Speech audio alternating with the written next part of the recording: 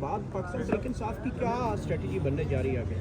جی دیکھیں، اسٹریٹجی جو detail strategy ہے وہ تو خان صاحب نے اچکزئی صاحب کو کہا ہے اور علامہ صاحب کو کہ وہ بنا کے ہمیں پھر بتائیں گے اور پی ٹی آئی پھر اس کو فالو کرے گی.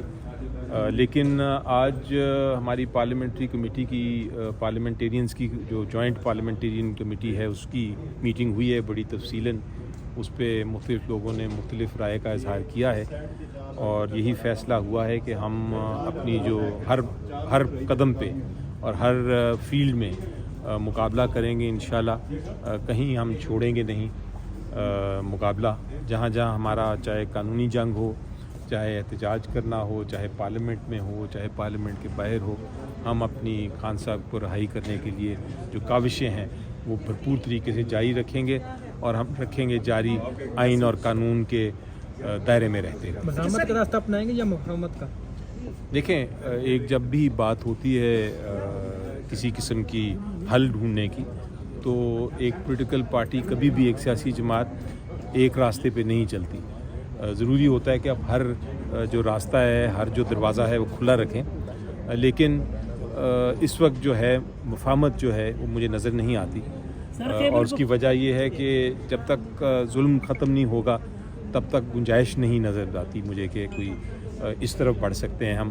لیکن مستقبل کا کوئی پتہ نہیں. اگر حکومت اپنا رویہ تبدیل کرے تو یقینی طور پہ پھر یہی سب سے بہتر. علی صاحب یہ بتائیے گا کہ پہلے ہم نے دیکھا حکومتی رہنماؤں کی جانب سے عمران خان کو قتل کی دھمکیاں بھی ملی اور پھر انٹرنیشنل خبر کے بعد آپ لوگوں کی ملاقات اور ابھی حکومتی رہنما کہہ رہے ہیں کہ عمران خان کو پھانسی لگائی جائے گی. یہ کیا رویہ رکھا جا رہا ہے؟ دیکھیں، یہ تو میرا خیال ہے سیاست سے بھی بڑھ کے دشمن والی باتیں ہیں اور جس نے بھی اگر یہ کہی ہے، میں نے نہیں سنا، اگر ایسی بات کہی ہے تو پھر میرا خیال ہے ان کو سیاست میں نہیں ہونا چاہیے. وہ جا کے محاذ پہ لڑیں کسی کے ساتھ. سر، خیبر پختونخوا میں گورنر راج کی باتیں ہو رہی ہیں. اگر بالفرض گورنر راج لگ جاتا ہے تو پھر پی ٹی آئی کے پاس کیا پولیٹیکل اسپیس؟ دیکھیں، پہلی بات تو یہ ہے کہ گورنر راج لگنے کے لیے آپ کو آئین اور قانون چاہیے اور اس کے تقاضے پورے ہوں گے تو پھر گورنر راج لگ سکتا ہے. میری نظر میں کوئی ایسی شک نہیں آئین کی اور قانون کی جس کے تحت گورنر راج لگ سکے اس قسم کی سچویشن میں کسی بھی صوبے پاکستان میں. تو اگر کوئی ایسی بات کرتا ہے وہ غیر آئینی اور غیر قانونی بات کرتا ہے. کون سا آئینی اور قانونی کام آپ نے دیکھے اس حکومت کے جو آپ سمجھ رہے ہیں کہ وہاں پہ جو آئینی جو تقاضے ہیں وہ پورے نہیں ہو سکتے گورنر راج کے لیے؟ جی، آپ کا یہ سوال درست ہے. میں ایک وکیل کی حیثیت سے ہمیشہ یہ کوشش کرتا ہوں کہ پہلے آئین اور قانون کی بات کی جائے کہ آئین اور قانون کیا کہتا ہے تاکہ لوگوں کو سمجھ آئے، آپ کے سوال کے جواب میں سمجھ آئے کہ واقعی آئین اور قانون کے مطابق کچھ نہیں ہو رہا.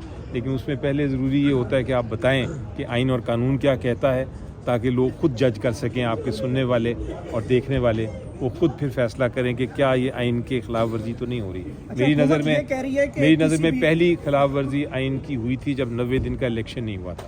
اچھا، حکومت یہ کہہ رہی ہے کہ کسی بھی فیملی ممبر کی اب عمران خان سے ملاقات نہیں ہوگی، کسی پارٹی لیڈرشپ کی بھی ملاقات نہیں ہوگی، صرف وکلاء کی ہو سکتی ہے جو عمران خان کے کیس کے جو کونسل ہیں. تو آپ پھر کل جا رہے ہیں اڈیالہ، ملاقات ہو سکتی ہے آپ کی؟ کوئی اس حوالے سے اپڈیٹس ہیں؟ دیکھیں، اگر مجھے کسی قسم کی میرا خیال ہے سب سے پہلے تو فیملی کو ملنا چاہیے اور خان صاحب کی ان کی وائف کے ساتھ ملاقات ہونی چاہیے اور پھر وکلاء کی بھی ضرور ہونی چاہیے اور سیاستدانوں کی بھی ہونی چاہیے. لیکن اگر کوئی ایسا انڈیکیشن ہوئی کہ کسی نہ کسی کو ملنے دیں گے تو میرا خیال ہے وہ ضرور ہمیں وہ اپرچونٹی جو ہے وہ اس کو استعمال کرنا چاہیے کیونکہ ضروری ہے کہ کوئی نہ کوئی تو ملے، چاہے وہ جو بھی ہو، چاہے وکیل ہو، چاہے پولیٹیشین ہو، چاہے پارلیمنٹیرین ہو، چاہے فیملی کا ہو. لیکن اگر کوئی بھی اپرچونٹی کسی کو ملتی ہے تو یقینی طور پہ جانا چاہیے اور ملنا چاہیے اور تاکہ سب کا پیغام اندر بھی جا سکے اور باہر بھی آ سکے.